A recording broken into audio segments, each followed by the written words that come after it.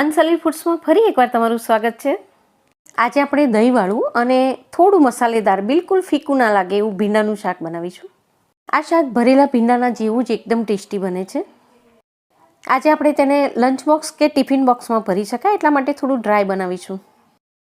તો એના માટે અહીં મેં 500 ગ્રામ જેટલા ભીંડા લઈને પછી તેને પાણીથી બરોબર ધોઈને કોટનના કપડાથી બરોબર લૂસી લીધા હતા. પાણીથી ધોઈ લીધા પછી ભીંડા જો સહેજ પણ પાણીવાળા રહી જાય તો એને જ્યારે તમે વઘારો ત્યારે થોડા ચીકણા બને છે. ભીંડાને અહીં મેં વચ્ચેથી કટ મૂકીને એના 2 ટુકડા કરીને આ રીતે સમારી લીધા છે. હવે સૌથી પહેલાં આપણે શાકમાં મિક્સ કરવાનો એક સ્પેશિયલ મસાલો બનાવી લઈએ.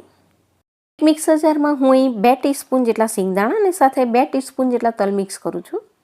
સિંગદાણા અને તલ અહીં મેં કાચા જ લીધા છે. તમારી પાસે જો શેકેલા હોય તો એ પણ લઈ શકો છો. હાફ ટીસ્પૂન હળદર અને સાથે 1 ટીસ્પૂન જેટલું હું અહીં કાશ્મીરી લાલ મરચું પાવડર મિક્સ કરું છું. શાકમાં આપણે વાટેલું લીલું મરચું પણ મિક્સ કરવાના છે એટલે લાલ મરચું તમારા ટેસ્ટ મુજબ લઈ લેવાનું. સાથે 1 ટીસ્પૂન જેટલું ધાણા જીરું અને હાફ ટીસ્પૂન જેટલું હું અહીં આમચૂર પાવડર પણ મિક્સ કરું છું. હવે આનો એકદમ ફાઇન પાવડર બનાવી લઈએ. તો આ રીતે મસાલો બનાવી લીધા પછી હવે શાકમાં આપણે મીઠું અને આ મસાલા સિવાય બીજી કોઈ જ વસ્તુ મિક્સ નથી કરવાની. આમાં આપણે જે સિંગદાણા અને તલ મિક્સ કર્યા છે એના કારણે શાકનો ટેસ્ટ ખૂબ જ સરસ તૈયાર થાય છે. મસાલાને થોડીક વાર માટે બાજુ પર મૂકીને આપણે હવે શાક વઘારી લઈએ. આ 3 ટેબલ સ્પૂનનું માપ છે તો 500 ગ્રામ ભીંડામાં હું અહીં 3 ટેબલ સ્પૂન જેટલું તેલ લઉં છું. તેલ બરોબર ગરમ થઈ જાય એટલે હું અહીં 1 ટીસ્પૂન જેટલું જીરું એડ કરું છું.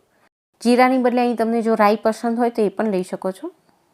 2 પિંચ જેટલી હિંગ એડ કરીએ. અને અહીં મેં 1 મરચાંને બારીક સમારી લીધું છે તેને મિક્સ કરું છું અને સાથે 1 ટીસ્પૂન જેટલી આદુની પેસ્ટ પણ મિક્સ કરી દઈએ. અને આ સાથે જ શાકમાં તમારે જો લસણ મિક્સ કરવું હોય તો આદુની સાથે તમારે થોડું લસણ પણ ક્રશ કરીને લઈ લેવાનું. હવે મીડિયમ ફ્લેમ પર 1 મિનિટ માટે આ આદુ અને મરચાંને આપણે પહેલાં બરોબર સાંતળી લઈએ.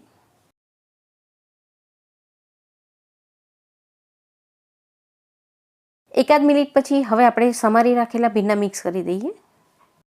નોનસ્ટિક પેનમાં જો તમે ભીંડાનું શાક બનાવશો તો એના સ્ટીક થવાના કે બળી જવાના ચાન્સીસ ખૂબ જ ઓછા હોય છે. અહીં ભીંડામાં અત્યારે આપણે પહેલાં ફક્ત એકલું મીઠું જ એડ કરવાનું છે. તો તમારા સ્વાદ પ્રમાણે મીઠું એડ કરી દો. હું અહીં 1 ટીસ્પૂન જેટલું મીઠું એડ કરું છું.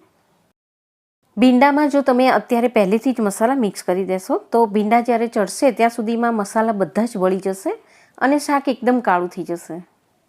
એટલે અહીં 50% જેટલા ભીંડા ચડી જાય પછી જ આપણે તેમાં બાકીના મસાલા મિક્સ કરીશું. એટલે શાકનો કલર બિલકુલ કાળો નહીં પડે, એકદમ લીલો જ રહેશે.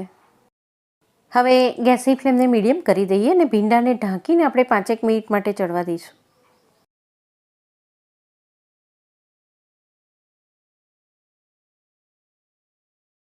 તો શરૂઆતમાં ભીંડા વઘારી લીધા પછી 5-1 મિનિટ માટે આ રીતે તેને ઢાંકીને ચડવા દેશો. તો શું થશે કે વરાળના કારણે ભીંડા ચડીને એકદમ શ્રિંક થઈ જશે અને ભીંડા બિલકુલ નીચે સ્ટીક નહીં થાય, બળશે નહીં એટલે એનો કલર પણ એકદમ લીલો જ રહેશે. હવે જે મસાલો તૈયાર કરીને રાખ્યો છે તે બરોબર માપનો જ છે. એ બધો જ મસાલો હું આમાં મિક્સ કરી દઉં છું. અહીં આપણે ભીંડા 50% જેટલા ચડી ગયા પછી જ એમાં મસાલો મિક્સ કર્યો છે.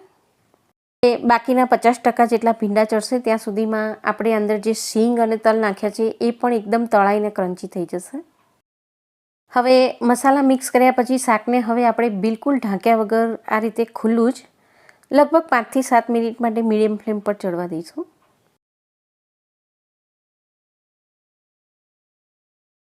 ભીંડાને 6 થી 7 મિનિટ માટે મીડિયમ ફ્લેમ પર અહીં મેં ચડવા દીધા છે. ભીંડા સરસ ચડી ગયા છે અને બધા જ મસાલા એમાં સરસ રીતે મિક્સ થઈ ગયા છે. અંદર આપણે જે સિંગ અને તલ મિક્સ કર્યા છે એ બિલકુલ કાચા ના રહેવા જોઈએ. એ પણ ચડીને એકદમ ક્રિસ્પી થઈ જશે તો શાકનો ટેસ્ટ ખૂબ જ સરસ તૈયાર થશે. તો આ રીતે તમે શાક બનાવશો તો મસાલા બિલકુલ બળશે નહીં અને શાક એકદમ ગ્રીન કલરનું થશે. તો અહીં આપણું શાક તૈયાર થઈ ગયું છે. છેલ્લે આપણે તેમાં દહીં મિક્સ કરી દઈએ. શાકમાં મિક્સ કરવા માટે અહીં મેં એકદમ મોળું દહીં લીધું છે અને ચમચી વડે આ રીતે ફેંટી લઈએ. અને હું અહીં 4 ટેબલ સ્પૂન જેટલું દહીં મિક્સ કરું છું.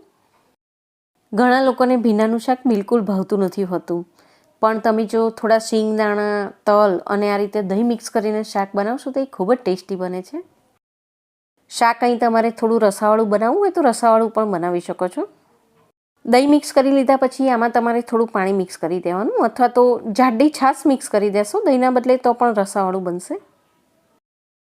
દહીં મિક્સ કર્યા પછી ઢાંકીને હવે આપણે ફક્ત 2 મિનિટ માટે ચડવા દઈએ, એટલે એમાંથી તેલ પણ છૂટું થઈ જશે.